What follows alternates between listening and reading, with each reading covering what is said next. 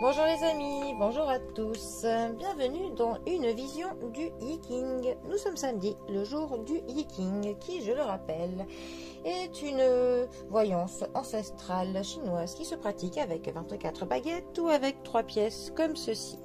Cela nous donne des hexagrammes. Les hexagrammes sont une succession de petits traits et cela nous mène à une pensée philosophique, tout simplement.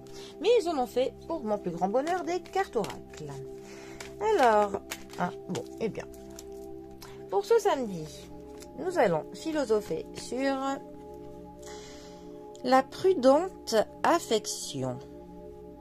Tonnerre en haut et lac en bas.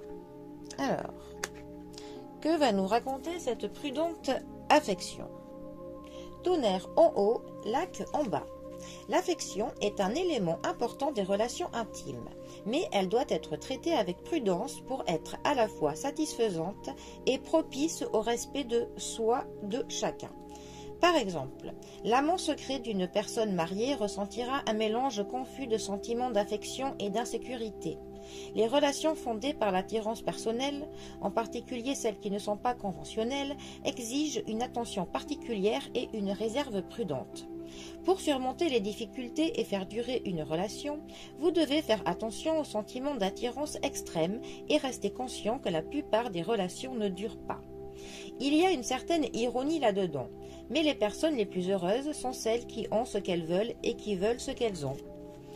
Il est facile de faire des erreurs désastreuses quand on s'aventure hors des limites de la bienséance.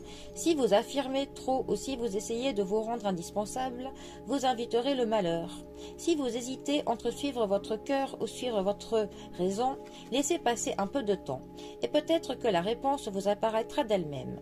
S'affirmer avec audace en ce moment pourrait porter malheur.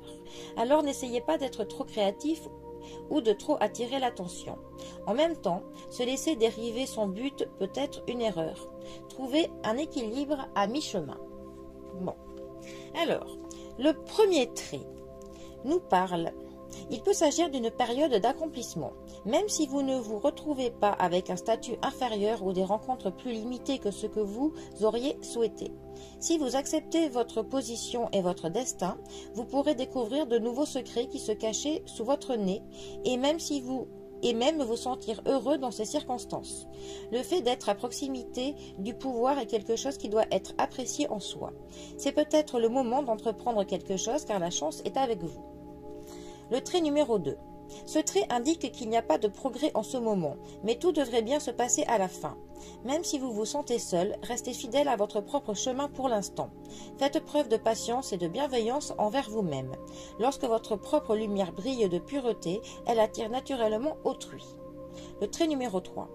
Ce n'est pas parce que vous désirez ardemment des fruits interdits ou inaccessibles que l'arbre fruitier baissera ses branches. Cela dit, on ne peut pas vous le reprocher.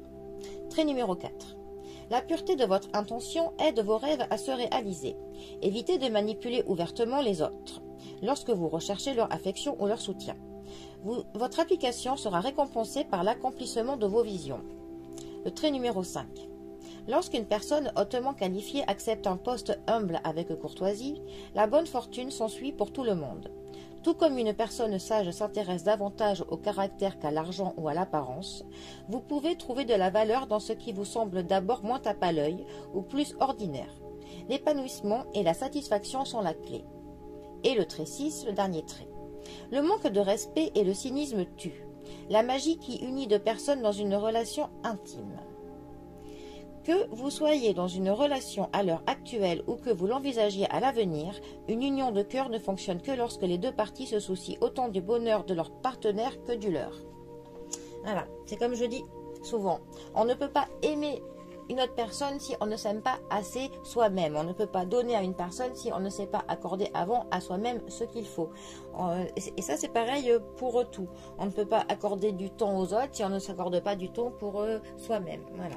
C'est vrai que avoir de l'affection pour les autres, pour quelqu'un et tout faire pour eux, c'est évidemment très beau, mais il ne faut pas faire passer les autres avant soi-même. Voilà, ça, je pense que c'est quand même très important d'en prendre conscience. Après, moi j'appelle ça de l'égoïsme bienveillant, voilà. Pas comme de l'égoïsme, effectivement, où on veut tout pour soi et rien pour les autres. Non, il faut bien faire la différence. Bref, aimez-vous les uns les autres, les amis. Allez, je vous souhaite un très bon samedi à tous et je vous dis à bientôt pour un prochain tirage. Allez les amis, à bientôt. Bisous à tous.